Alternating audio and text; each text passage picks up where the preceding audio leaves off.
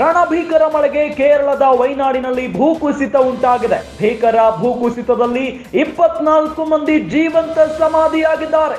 5 ಮಕ್ಕಳು ಸೇರಿದಂತೆ 24 ಮಂದಿ ಮೃತದೇಹ ಪತ್ತೆಯಾಗಿದೆ.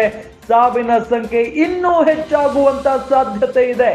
ಮಣ್ಣಿನ ಅಡಿಯಲ್ಲಿ 100ಕ್ಕೂ ಹೆಚ್ಚು ಮಂದಿ ಸಿಲುಕಿರುವ ಶಂಕೆ ವ್ಯಕ್ತವಾಗ್ತಾ ಇದೆ. ಭಾರಿ ಮಳೆಯಿಂದಾಗಿ ವೈನಾಡಿನ ಹಲವೆಡೆ ಭೀಕರ ಭೂಕುಸಿತ ಉಂಟಾಗಿದೆ.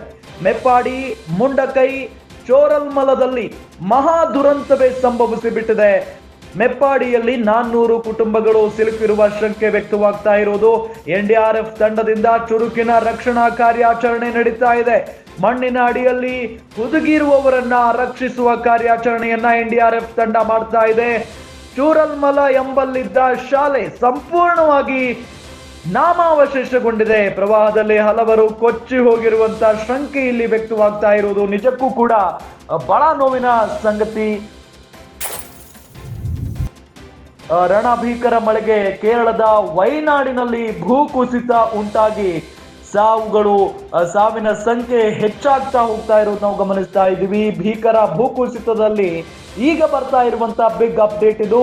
24 ಮಂದಿ ಜೀವಂತ ಸಮಾಧಿ ಆಗ್ಬಿಟ್ಟಿದ್ದಾರೆ.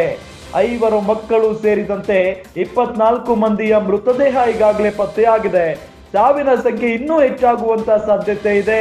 ನೋಡಿ, 5 ಮಕ್ಕಳು, ಪಾಪ 5 ಮಕ್ಕಳು ಸೇರಿದಂತೆ 24 ಮಂದಿ ಒಟ್ಟಾರೆಯಾಗಿ ಇಲ್ಲಿ ಸಾವನ್ನಪ್ಪಿರೋದು ಈ ಒಂದು ಪ್ರವಾಹಕ್ಕೆ ಸಿಕ್ಕಾಕೊಂಡು ನಿಜಕ್ಕೂ ಕೂಡ ಬಹಳ ನೋವಿನ ಸಂಗತಿ. ರಣಭೀಕರ ಮಳೆ ಏನೆಲ್ಲ ಅವಾಂತರಗಳನ್ನ ಸೃಷ್ಟಿ ಮಾಡ್ತಾ ಇದೆ ಅನ್ನೋದಕ್ಕೆ ಇದು ಒಂದು ಸಾಕ್ಷಿ. ಭೀಕರ ಭೂಕುಸಿತ ಉಂಟಾಗಿದೆ ವೈನಾಡಿನಲ್ಲಿ.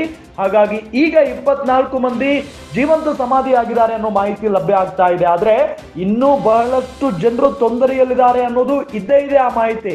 ಜೊತೆಗೆ ಈಗಾಗಲೇ ಎನ್ಡಿಆರ್ಎಫ್ ತಂಡ ಚುರುಕಿನ ಕಾರ್ಯಾಚರಣೆಯನ್ನ ನಡೆಸ್ತಾ ಇದೆ. ಬಿರುಸಿನ ಕಾರ್ಯಾಚರಣೆಗಳಿದೆ. ಮಣ್ಣಿನ ಅಡಿಯಲ್ಲಿ ಹುದುಗಿ ಹೋಗಿರುವವರನ್ನ ರಕ್ಷಣೆ ಮಾಡುವಂತ ಕಾರ್ಯಾಚರಣೆ ನಡೀತಾ ಇದೆ. ಅದೃಷ್ಟ ಅವರೆಲ್ಲರೂ ಕೂಡ ಬದುಕಿ ಬರಬೇಕು, ಅದು ನಮ್ಮ ಪ್ರಾರ್ಥನೆ ಆಗಿದೆ. ಜೊತೆಗೆ ಈಗ ಏನು ಸಾವನ್ನಪ್ಪಿದಾರಲ್ಲ ಮಣ್ಣಿನಲ್ಲಿ ಸಿಕ್ಕಾಕೊಂಡು ಅವರ ಕುಟುಂಬಸ್ಥರ ಆಕ್ರಂದನವೂ ಕೂಡ ಮುಗಿಲು ಮುಟ್ಟಿದೆ.